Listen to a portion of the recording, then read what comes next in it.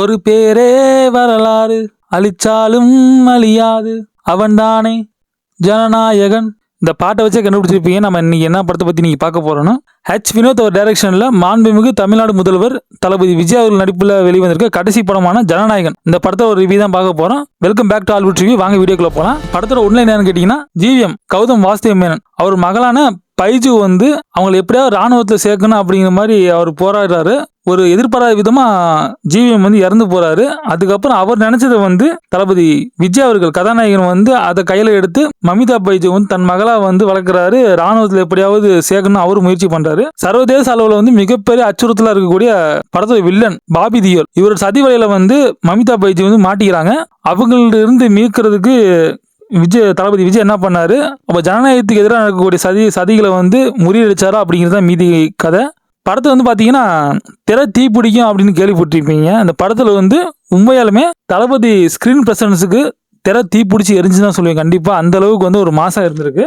Plus R minus தாண்டி இந்த படம் பாத்தீங்கன்னா ஒரு ரீமேக் படம்னு எல்லாத்துக்குமே தெரியும். பகவந்த் கேசரியோட ஒரு அபிஷியல் ரீமேக் மூவியா தான் அந்த படம் அமைஞ்சிருக்கு. இருந்தாலும் கூட ஒரு சில விஷயங்களை மாற்றி அமைச்சிருக்காங்க. அது காரணம் பாத்தீங்கன்னா தளபதி விஜய். இது ஒரு அரசியல் ரீதியான படமா எடுத்துட்டு போயிருக்காங்கன்னு சொல்லணும். அது ஒர்க் அவுட் ஆயிருக்கான கண்டிப்பா ஒர்க் அவுட் ஆயிருக்குன்னு சொல்லுவேன். தளபதி விஜய்க்கும் அமிதா பைஜுக்கும் இடையே உள்ள ஒரு பாசிட்டிவ் பிணைப்பு நல்லாவே இந்த படத்துல எமோஷனலா நல்லா டச் ஆயிருக்கு. இன்னொரு சீனை குறிப்பா சொல்லணும்னா குட் டச் பேட் டச்னு ஒரு விழிப்புணர்வு சீன் வரும். அந்த காட்சி அமைப்பு நல்லாவே இருந்திருக்கு.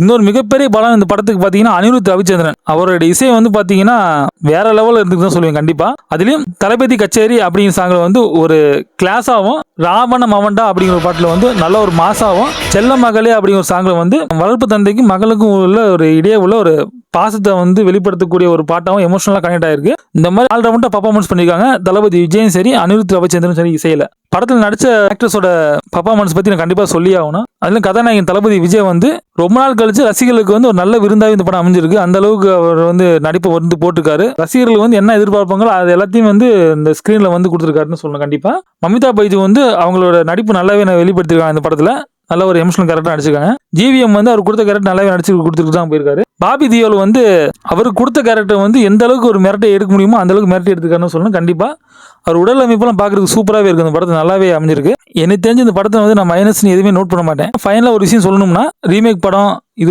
ஒரு ஆல்ரெடி லீக் ஆன படம். இந்த படத்துல மைனஸ் பிளஸ் அதெல்லாம் தாண்டி அரசியலும் தாண்டி ஒரு சினிமா ரசிகன் நான் என்ன சொல்றேன்னா, 30 வருஷமா அவர் கடின உழைப்பு போட்டு பல நல்ல படங்களை நம்மளுக்கு விருந்தா கொடுத்திருக்காரு தளபதி விஜய் அவர்கள். அவரோட ஜனநாயகன் அவரோட லாஸ்ட் டான்ஸ் கண்டிப்பா எல்லாம் தியேட்டர்ஸ்ல போய் பாருங்க.